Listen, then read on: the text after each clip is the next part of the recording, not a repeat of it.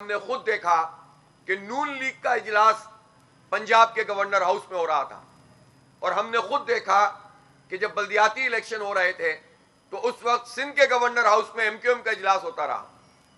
तो ये कौन सी शफाफियत है? अगर और कहें कि गवर्नर तब्दील करके गैर जानिबदार गवर्नरों का तकर्रुर होना चाहिए। अब मैं इलेक्शन के हवाले से बात करता हूं कि रात सुप्रीम कोर्ट का फौरी तौर पर जो है वो खोला गया और वहां मुकदमा चला और यह ऐलान किया गया कि अब इलेक्शन 8 फरवरी को ही होंगे और उसका शेड्यूल जारी किया जाए। इलेक्शन कमीशन ने शेड्यूल जारी कर दिया। पिछले 2 दिन इसलिए बहुत अहम थे कि लाहौर हाई कोर्ट के एक जज ने यह फैसला दिया था कि इंतजामिया से जो आरओज डीआरओज बनाए जा रहे हैं वो ना बनाए जाएं, उसको रोक दिया था और वो ट्रेनिंग इलेक्शन कमीशन ने फिर रोक दी। लेकिन बहुत सारे सवालात रात के इस फैसले के बाद भी मौजूद हैं।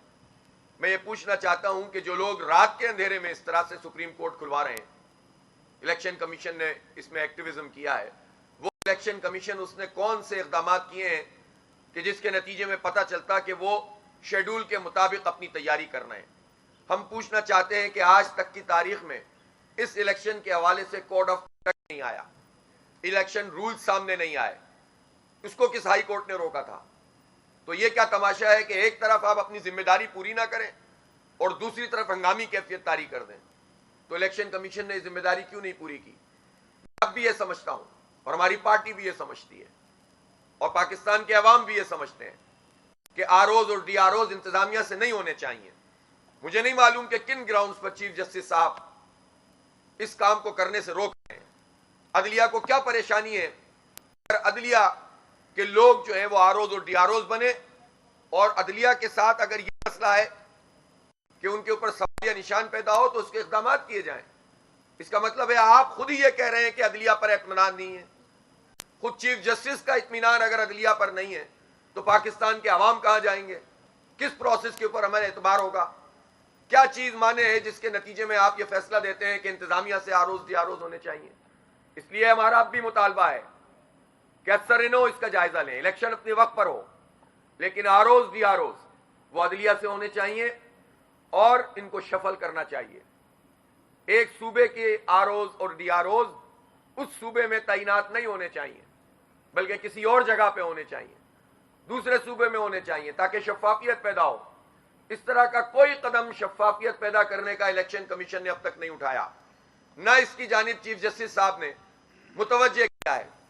सिर्फ डेट देना और उसकी पाबंदी करने की बात तो हो रही है लेकिन उसका जो फॉलोअप होना चाहिए था, जो हमने पहले दिन कहा था, उस पर उसका फॉलोअप, उसकी निगरानी सुप्रीम कोर्ट ने नहीं की। कल का इक़दाम अच्छा था कि आपने कोर्ट बुला लिया लेकिन अधूरे इक़दाम से और ऐलानात से मसला हल नहीं होगा, इक़दाम होने चाहिए। मैं पूछना चाहता हूं चीफ जस्टिस साहब से और चीफ इलेक्शन कमिश्नर साहब से कि आप कहते हैं शफाफ इंतखाब हो, चारों सूबों के गवर्नर पार्टियों के गवर्नर हैं, सिंध में एमक्यूएम का गवर्नर है, पंजाब में नून लीग का गवर्नर है, केपी में जेयूआई का गवर्नर है और बलूचिस्तान में जो हुकूमती पार्टी होगी उसका गवर्नर है। तो इन चारों सूबों के सियासी गवर्नरों की मौजूदगी में आप कैसे शफाफ इंतखाब करा सकते हैं, जबकि हमने खुद देखा कि नून लीग का इजलास पंजाब के गवर्नर हाउस में हो रहा था और हमने खुद देखा कि जब बल्दियाती इलेक्शन हो रहे थे तो उस वक्त सिंध के गवर्नर हाउस में एमक्यूएम का इजलास होता रहा। तो ये कौन सी शफाफियत है? अगर आप शफाफियत का तासुर भी देना चाहते हैं तो आज स्टेप लें और कहें कि गवर्नर तब्दील करके गैर जानिबदार गवर्नरों का तकर्रुर होना चाहिए, वरना फिर ये शफाफियत के सिर्फ नारे रह जाएंगे। वोटर लिस्ट पर पूरा एक्सेस अब तक मौजूद नहीं है। वो जो सॉफ्टवेयर देने थे वो प्रॉपर तरीके से इस वक्त तक नहीं दिए जा रहे। कोड ऑफ कंडक्ट अब तक आया नहीं है। आरओज डीआरओज की ट्रेनिंग नहीं हुई। भाई आपने तो तय किया हुआ था ना इंतजामिया से, तो ट्रेनिंग पहले क्यों नहीं की? इसी वक्त ट्रेनिंग करना रह गया था। तो जब आपने अपनी बुनियादी तैयारी नहीं की हुई तो फिर किस तरह से आप शफाफ इंतखाब कराएंगे? हर चीज भागदौड़ में करेंगे ताकि अपनी मर्जी के नताइज जो आपने अगर सोचे हुए हैं तो उसी को लाकर सामने रख दें, तो ऐसा तो नहीं होने देंगे। इसलिए ये इलेक्शन कमीशन की जिम्मेदारी है कि हमारे इन सवालों के जवाब दे। क्यों है गवर्नर इस वक्त बरतरफ क्यों नहीं किए गए, क्यों नहीं रिकमेंडेशन की गई।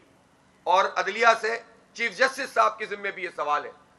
वैसे तो चीफ जस्टिस साहब की हम जो कार्रवाई देख रहे हैं, बात चीजें बहुत अच्छी भी होती हैं, लेकिन हमें ऐसा लगता है कि चीफ साहब वकला को भी ज्यादा बोलने नहीं देते हैं। माशाल्लाह खुद ही गुफ्तगू फरमाते हैं ज्यादा। वो जो भी फरमाते हो, अदालत उज़्मा है, फैसले ठीक होने चाहिए, फैसले बोलने चाहिए, लेकिन फैसले बोल नहीं रहे हैं, अधूरे फैसले बोल रहे हैं। इसलिए हम ये समझते हैं, हम अब भी इस पर कायम है कि अदलिया से ही आरओज़ और डीआरओज़ बनने चाहिए।